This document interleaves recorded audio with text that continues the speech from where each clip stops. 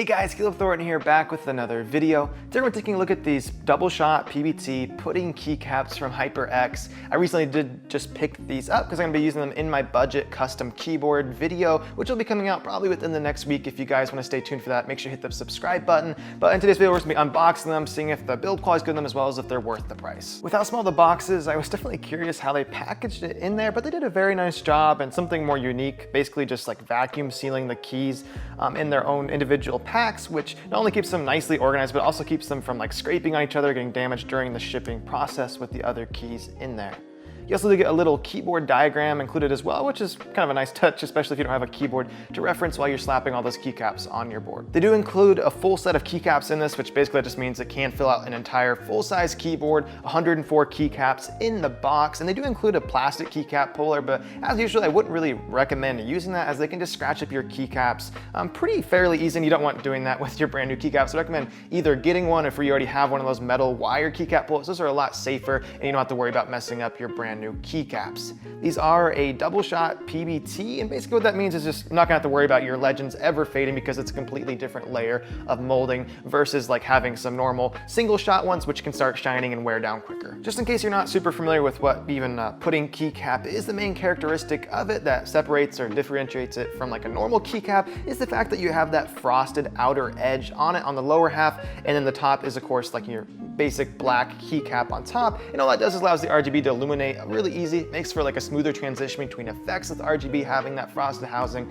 and obviously it's just going to make your RGB stand out a lot more and really create this cool separation between your top plate on your keyboard and the top of the keycap. I'm going to go ahead and throw these all on a keyboard now, and we'll light them up and see what they look like and talk some more about them. Alrighty guys, so we popped all the keycaps on the board, and I have to say, even without it lit up, obviously when you light it up you're going to get the most benefit out of it, but it is pretty cool. It's kind of like a monochrome sort of look, maybe a panda color scheme, I guess you could say, with that white and black, and with my frame being black too, it creates a cool sandwich look there with the different colors going on. The main issues I would say pulling them out of the box and like getting to look at, pretty much each keycap individually, nothing like actually structurally wrong with them. The one thing that stood out to me though is on the back of every single keycap, you can see where it looks like they probably had it in the molding where maybe it pops out. There's a little bit of like a notch on the back, and you can feel it and see it. Not a big issue, it doesn't bother me personally. I just want to point out to you guys, it's on the back of the keycap, so you're basically never going to see it. The only reason like why I'm able to see it so well is because I put them on, and I also have it angled up where I can see on the back of the keycap, so just a minor thing.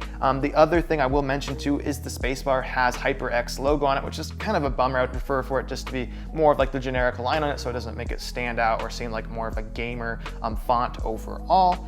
Speaking about the actual font on the board though, it's actually not like a super aggressive or ugly gamer font like we see on some keycap sets. It's pretty minimalistic, and it's also not super big. It is fairly thin on the font letters, and I have to say overall, like build quality wise, the quality control on the keycap seems to be very good. Just those few minor things I brought out might be something you want to take into consideration. I'm just gonna wrap this video up now guys, and I'll be showing you some B-roll of the RGB and how the pudding keycaps look on the keyboard. So far, really happy with them, and the price point for these, you can pick it up in a white and also a black pudding keycap variation, is only $25, and I really have a hard time finding any reason not to recommend it for that price tag, as that's really cheap. And with the construction, build quality, you get a durable keycap, double shot PBT, it's not gonna be wearing down anytime soon. It definitely brings a fresh and vibrant look to the keyboard overall.